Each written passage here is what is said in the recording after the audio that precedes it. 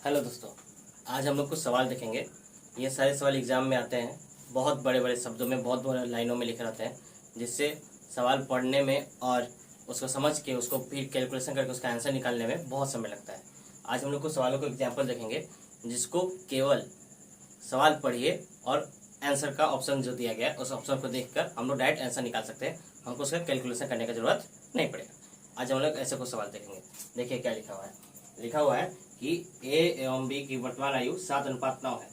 x वर्षों के बाद उनकी आयु का अनुपात 4:5 हो जाता है और x प्लस 6 वर्ष पहले उनकी उम्र का अनुपात 18:25 था।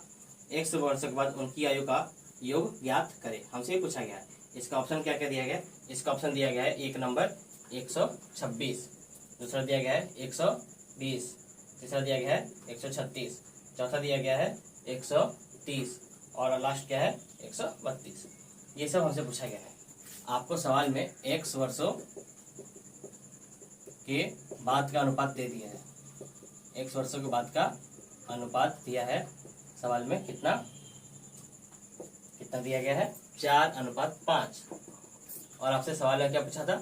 आपसे सवाल में पूछा है कि x वर्षों के बाद उनकी आयु का अनुपात क्या होगा। x वर्षों के बाद उनकी जो आयु का अनुपात होगा वो क्या होगा, योग क्या होगा, सॉरी योग पूछा गया है। तो आप देख रहे हैं कि x वर्षों के बाद का अनुपात 4:5 दिया गया है, यानी इस ऑप्शन में वही आंसर होगा जो इन दोनों के योग के बराबर हो। जैसे कितना आया? 9 आया। तो इन दोनों को जब आप जोड़ेंगे तो 4 + 5 9 होता है।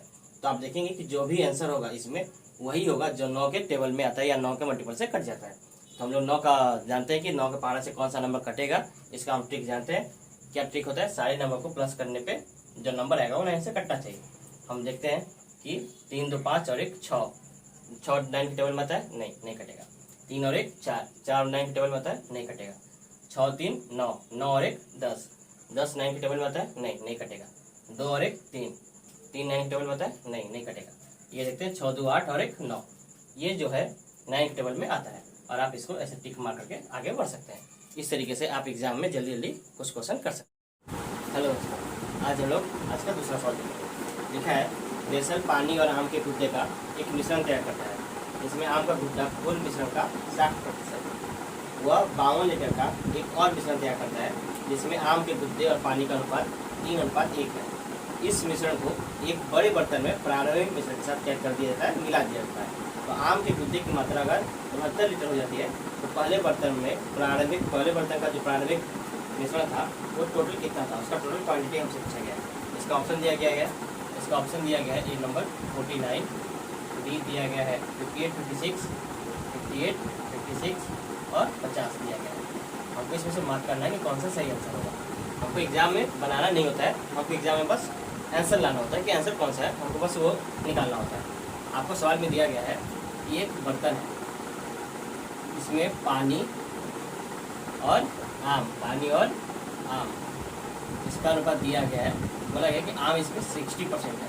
अगर ये 60% है तो ये कितना हो जाएगा 40, क्योंकि हमको जानते हैं कि अगर 100 में कोई चीज़ 60 है तो दूसरा कितना होगा 40 होगा।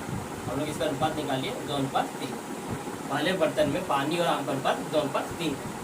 दूसरे बर्तन में बोला गया है कि टोटल 52 लीटर मिश्रण है। क्या है? 52 लीटर मिश्रण है। पानी और आम को मिलाकर जो भी बनता है 52 लीटर बनता है। और क्या दिया गया है? इसमें पानी और आम का अनुपात 3:1 दिया गया है। क्या दिया गया है? 3:1। और बोला गया है कि इस मिश्रण को एक बड़े बर्तन में प्रारंभिक मिश्रण के साथ मिला दिया गया और इसको क्या किया? एक बड़े बर्तन में इन दोनों को मिला दिया गया है। और हमसे पूछा गया है प्रारंभिक मिश्रण के साथ इसको मिला दिया, जिससे पहले बर्तन में प्रारंभिक मिश्रण क्या कीजिए। और बोला गया इसमें आम का मात्रा, पानी और आम, इसमें आम का मात्रा कितना हो जाता है 59 लीटर। ये सब ध्यान दीजिएगा, ये सब रेशियो में है और ये हमारा लीटर में दिया गया है। तो हमसे पूछा गया है कि पहले बर्तन कुल मिश्रण कितना, हमसे पूछा गया है पहले बर्तन में कुल मिश्रण कितना है। तो कुल मिश्रण मतलब क्या? पानी और आम को जोड़कर जो आएगा वो होगा कुल मिश्रण। तो पानी और आम का कुल मिश्रण कितना था हमसे पूछा गया। तो आप देख रहे हैं कि पानी का हिस्सा टोटल में से 2 है, आम का 3 है। पानी आम 2 है, आम 3 है, यानी टोटल कितना हो गया, टोटल 2 और प्लस 3 कितना हो गया 5, यानी जो भी आंसर होगा वो 5 का मल्टीपल होगा। ऐसा कोई आंसर होगा जो 5 से कट जाए। अब मैं देख रहा हूँ कि 5 के टेबल में 49 नहीं आता है, 58 नहीं आता है, 56 नहीं आता है, लेकिन 50 आता है, यानी मेरा ऑप्शन यही सही है। इस तरीके से आप एग्जाम में जल्दी जल्दी क्वेश्चन को मार्क कर सकते हैं। Thank you.